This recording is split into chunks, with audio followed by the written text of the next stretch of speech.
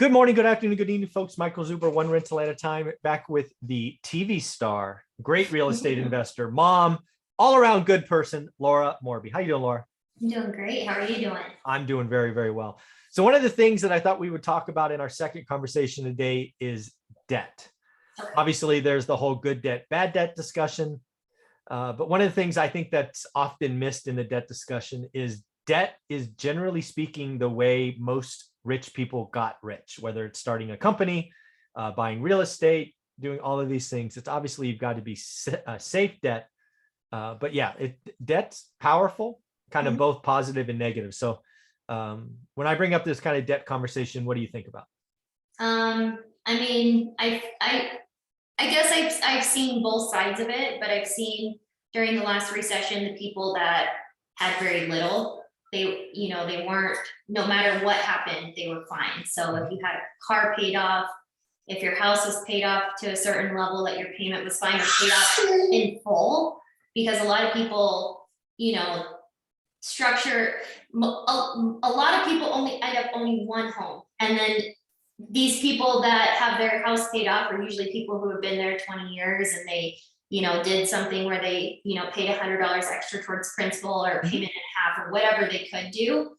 And those people seem to be, during the recession, it was like, oh my gosh, you guys are so smart. Look at all these people losing their homes and they're getting their cars repossessed. And again, this goes back to what you just said. It depends on good and bad debt. So the people that were losing their homes were the people that were overpaying. They were at the top of their, what they could afford. And so, yeah, if a spouse or a significant other loses their job as well, or something happens, then you can't afford it. So all of a sudden you're losing your house, or you bought the house and then half the value went away. And now you purposely are just not making your payments because you're upset. A lot of stuff like that happened where it's just kind of ignoring the fact that they got a bad loan in the first place, or they were living at the top of their means when they shouldn't have. So people like Dave Ramsey push people to, not have any debt. Debt's bad. You should, if you can't pay it in cash, then you shouldn't buy it. And, I think that creates a lot of people who are afraid. And of course, anything that's fear-based isn't right. But yes, you have to, know if you were waiting until you have cash to go make any sort of move as an investor, you're never going to make it. And you might, but you might only get one deal done. Or you can go get, utilize other people's money, OPM, that's a whole thing, It doesn't even have to be a private investor. It can just be getting a loan. So then you can go get into the game. And as long as you're making a smart financial decision and you're not getting a bad loan product, you should be fine. Yeah. When I think about debt, I think there's a couple of things. First and foremost, I don't think enough families talk about money in general, and very few even talk about debt, right? They talk about income, right? I think right, we're coming up on the holidays. I would challenge listeners here to talk about money and debt and things of that nature, interest, because you either use interest or you pay interest. Right. And, there are lots of safe ways to do it. But again, kind of Dave Ramsey point, I think there's a lot of people, the majority, I'll say it this way, right? So greater than 50% really should focus on paying off their debt, because they've kind of just racked up bad debt and they don't even know it, right? I remember I remember my first day at Santa Clara University. I was getting my books and I was walking up to get books at the bookstore, and there were these tables. And of course, I'm just going to say what it is. There was a bunch of pretty girls there, giving away stuff. And I'm like, I'll go stand in line to see the pretty girls, and credit card stuff. So of course I don't know any difference. I had a job, right? I had some income, right? So I filled out an application, and lo and behold, got my first credit card, right? I never talked about it with my mom or dad. We have to talk to the next generation about debt, credit cards, income, taxes. I don't know. Was it talked a lot about in your family? Because it certainly wasn't in mine. Yeah, because I'm probably more of a unique situation because my mom and my dad ran, a multi-million-dollar construction company. Oh, cool. And my dad did have an office when I was really young, but then my dad just had me so late in life that he was in a different season of his life. By the time I started to be 10, 11, 12, where I was paying attention. Mhm. And also it was during a time where stuff was switching to the internet and switching to computers and away from fax and in person and stuff. And so Yeah. there was a lot of things that I think my sister and I got involved with because my mom was involved or because they needed help with technology. And so like I was involved in life insurance conversations and getting health insurance quotes and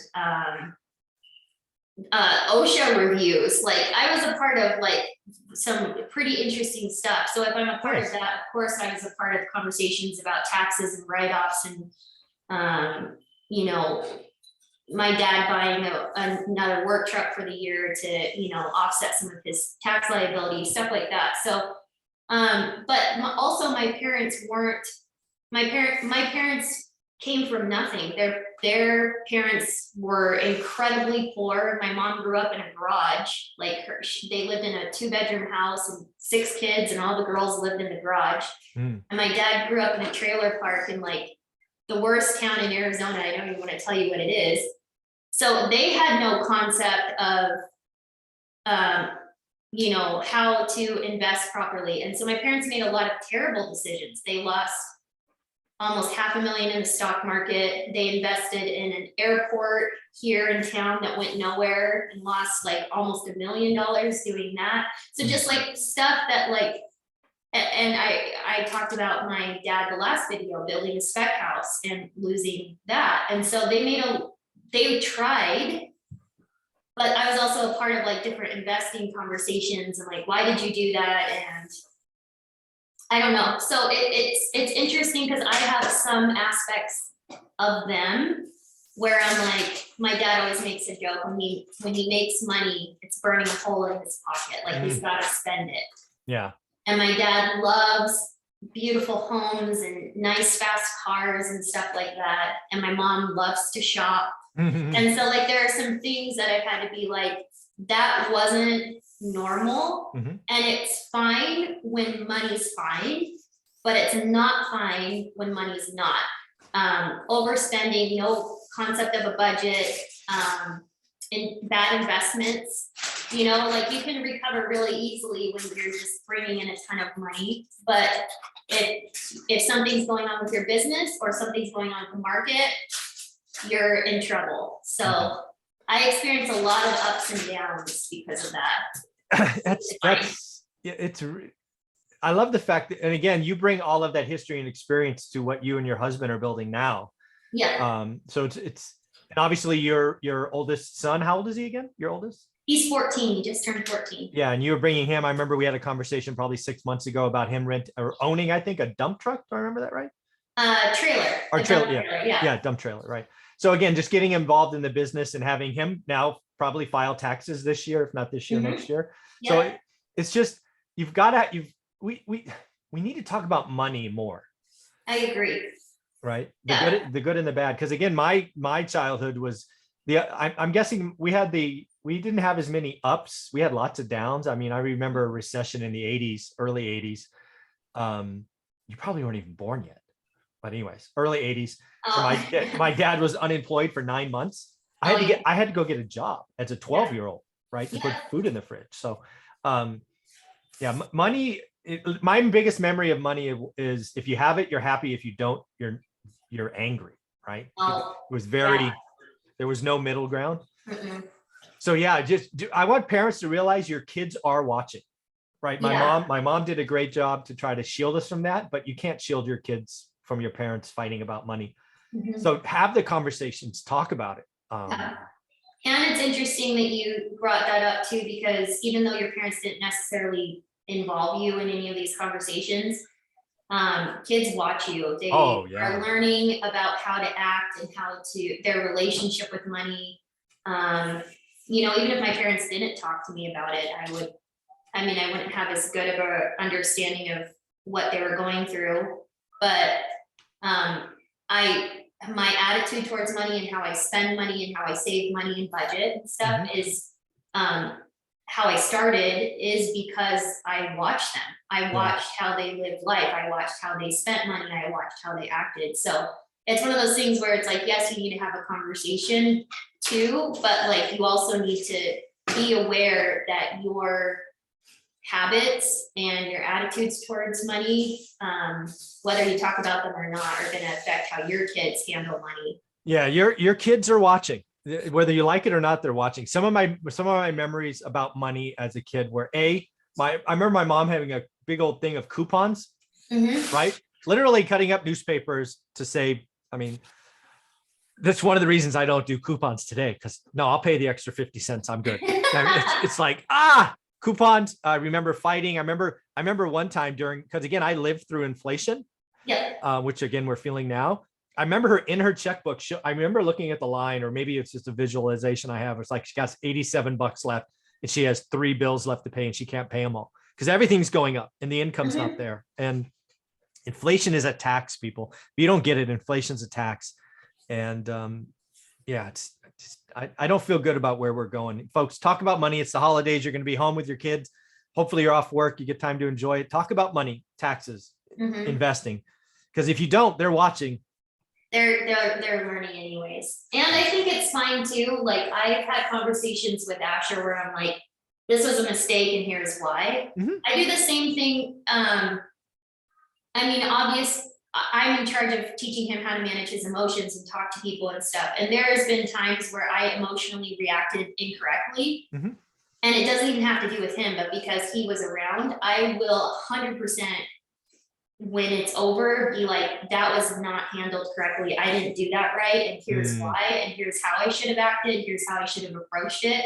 Because that's like anything that you're doing, they're learning. So I think the same can be said for money. Like if your kids see you racking up credit card debt and you can't even stop yourself, then at least tell them that what you're doing is not right. You know, you don't have to like obviously crap all over yourself, but I think it's important too to acknowledge mistakes. And I think that's one of the things that my parents did, and why